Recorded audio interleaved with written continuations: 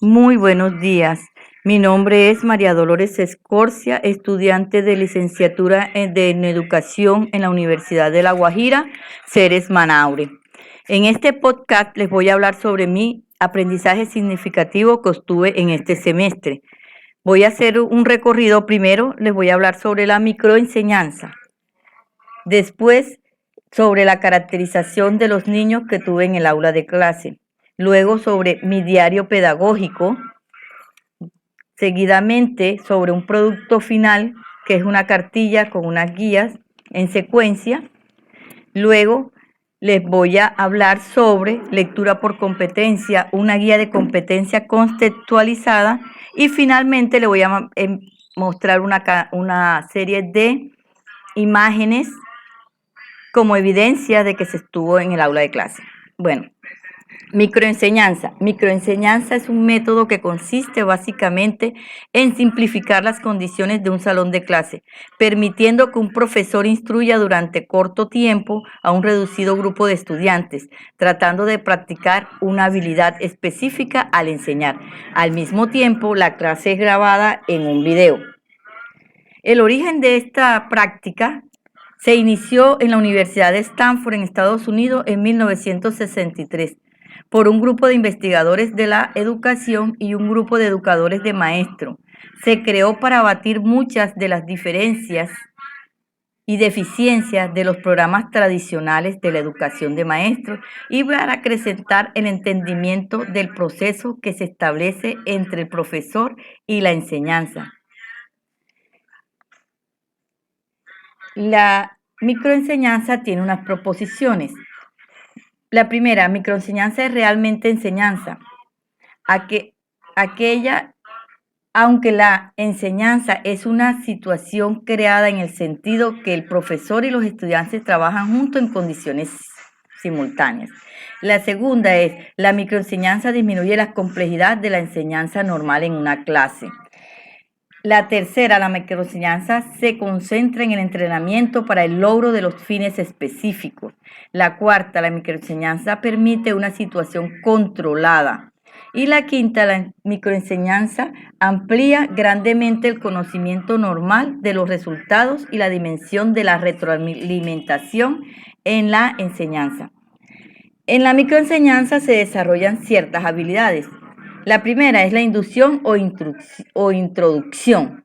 La segunda es la comunicación. En la comunicación tenemos la velocidad para hablar, el vocabulario, la claridad de pronunciación, la modulación del tono y el diálogo incluyente con los estudiantes. Después tenemos uso de los recursos didácticos, como escribir en el pizarrón, cómo se debe dibujar las gráficas, cómo se debe utilizar el computador. Después viene la variación del estímulo, desplazamiento del profesor, los gestos, variaciones de la interacción, uso de pautas y silencios y cambios de los sentidos. Después tenemos la formulación, luego la conducir a la síntesis, ilustrar con ejemplos, controlar la disciplina, la organización, emplear refuerzos, retroalimentación y la integración. Ahora les voy a hablar sobre la caracterización. En la caracterización en mi aula tuve 4 estudiantes. La primera se llama Brigitte Andrea Espeleta Guerra. Esta estudiante tiene 9 años de edad, es muy tímida y presenta dificultades al inicio de un escrito, ya que comienza siempre con minúsculas. El segundo estudiante es Brian Steven Guerra Ortiz. Este estudiante tiene 8 años, es poco comunicativo y muy reservado. Presenta dificultad con la escritura, ya que tiende a confundir la D con la B. Además, lee entrecortado, por eso no se puede expresar con facilidad. La estudiante Mildred Hoyo. Esta estudiante tiene 10 años, es muy lenta en la escritura y se le dificulta el dictado. La última estudiante es Nayetzaet Robles Villalobos. Esta estudiante tiene 9 años, muestra confusión con las consonantes G y J, ya que escribe naranja en vez de naranja. Ahora le voy a hacer un pequeño recorrido por mi diario pedagógico. En la primera hoja está la portada. Luego viene la contraportada, que es Diario Pedagógico, noveno semestre de licenciatura en Educación, Ceres Manaure, La Guajira. Luego viene mi bibliografía. Después de mi bibliografía tenemos lo que es la microenseñanza, todo el concepto, las habilidades. Luego tenemos lo que es la planeación. ¿Qué es planeación? La planeación educativa es el estudio, identificación y establecimiento de pautas de actuación para desarrollar un programa educativo. Planificar supone el análisis de distintos elementos de la realidad educativa, como los objetivos, los contenidos, la metodología, la temporización, los recursos humanos y materiales y la evaluación. Luego, en mi diario pedagógico tengo las planeaciones. En este diario pedagógico se hicieron 4 planeaciones porque se trabajó en 4 momentos. En la primera planeación, área ciencias sociales, asignaturas sociales, tenemos la fecha y tenemos el nombre del docente. Objetivo, aprender a reconocerse como seres únicos y especiales, a identificarse como miembro de una familia y expresar sus sentimientos y emociones. El contenido de esta guía tiene: ¿quién soy yo? ¿Cómo soy yo? ¿Qué vemos y qué no vemos de nosotros? Y así soy yo. Utilizamos unos recursos humanos y materiales. Los recursos humanos, lógico, el estudiante y el docente. Y los recursos materiales como marcadores, lápiz, correctores, colores, grafitos, papel bond, hojas de blog, entre otros. Luego tenemos una secuencia didáctica, pero esa secuencia didáctica se la hacemos a la estrategia, porque en la microenseñanza se trabaja sobre todo con la estrategia. Entonces, la estrategia que utilizamos es la sopa de letras. Secuencia, conceptos de la sopa de letras, cómo se realiza una sopa de letra. Ahí van los paso a paso de cómo realizar la sopa de letra, el vocabulario, colorear las palabras encontradas dentro de la sopa de letra, buscar el significado de las palabras que no conozcas, hacer unas oraciones con esas palabras y al final hacer una sopa de letra. Eso se desarrolló en el primer encuentro. En el segundo encuentro, la estrategia que utilizamos fue la línea del tiempo. En el tercer encuentro utilizamos la silueta y en el cuarto encuentro ya lo hicimos sobre una lectura. Aquí utilizamos la fábula como tal. Se planeó con referencia a la fábula y la planeación es así: áreas de español,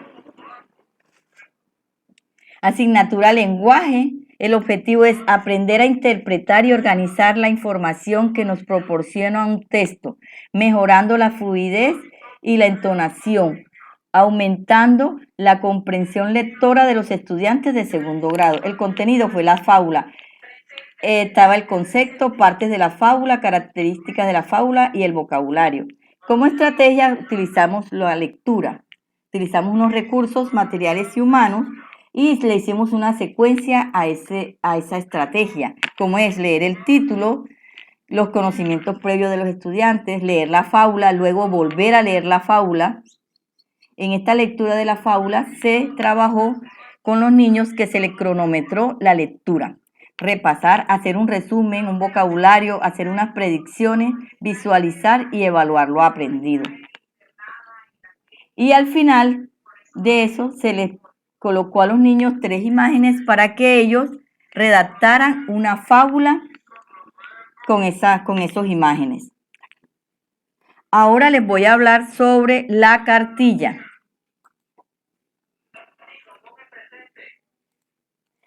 Bueno, mi cartilla tiene una portada, dice Universidad de La Guajira, Facultad de Educación, propuesta pedagógica para el grado segundo de primaria, autor María Dolores Escorcia, tutora Bielka Bernier, trabajo final de la licenciatura en Educación. Mi cartilla contiene una presentación, una tabla de contenido, una introducción, los objetivos de la cartilla y ahí tenemos una frase que dice: Nunca consideres el estudio como una obligación, sino como una oportunidad para aprender en el bello y maravilloso mundo del saber de Albert Einstein.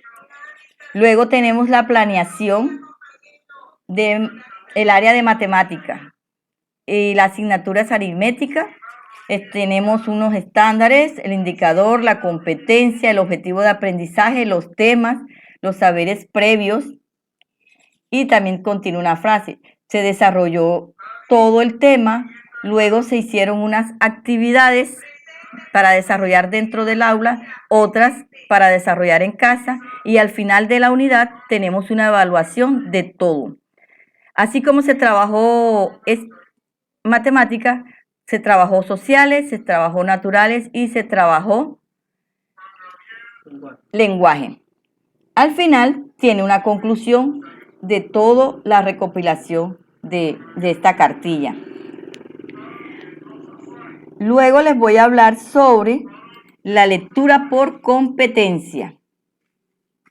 En la lectura por competencia planeamos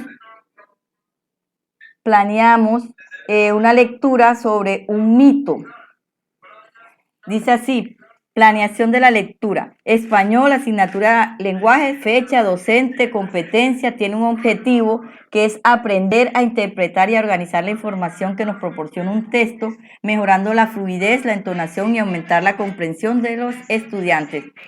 El tema es el mito y en ese mito vimos Bolunca.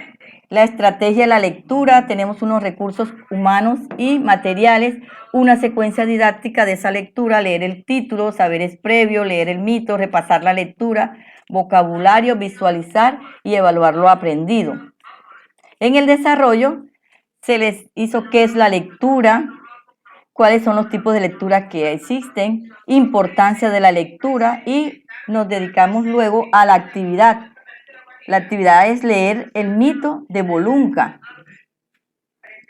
Después de haber leído el mito de Bolunca, vamos a realizar unas actividades que contestan las siguientes preguntas. Tiene para contestar preguntas, también tiene para colorear, escoger imagen y colorear.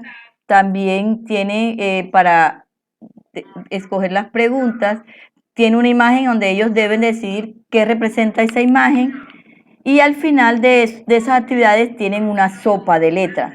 Para el cierre de esto, se les pidió a los niños que hicieran un resumen de Bolunca. Luego tenemos una serie de imágenes. De las actividades realizadas dentro del aula de clase. Cada imagen representa una actividad realizada. Hasta aquí, muchas gracias.